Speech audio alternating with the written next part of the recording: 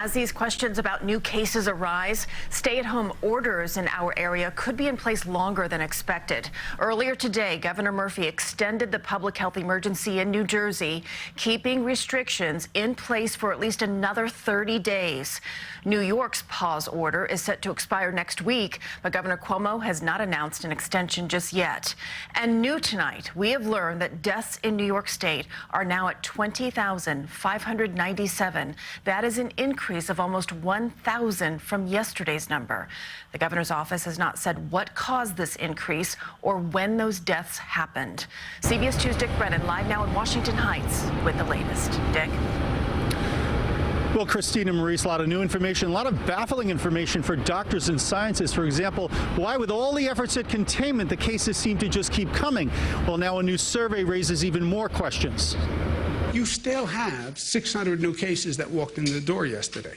And now a survey of 113 hospitals provides the surprising answer of where they're coming from. 66% of the people were at home, which is shocking to us. New York's numbers have continued a downward trend, but on Capitol Hill, the former CDC chief warned the rest of the nation about dropping its guard. As bad as this has been, it's just the beginning. On this National Nurses Day, President Trump honored the frontline workers at the White House, but had an awkward moment with one nurse from Louisiana who said access to supplies has been sporadic. I've been reusing my N95 mask for a few weeks now. Sporadic for you, but not sporadic for a lot of other people. Oh, no, I agree, Mr. President. Because I've heard the opposite. Keeping medical supplies stocked is a key ingredient to Governor Cuomo's plan to fight COVID going forward. This will happen again. Some people say this virus comes back in the fall or the winter. And the big question, will we be ready for a possible round two? What do you think the likelihood is of a second wave?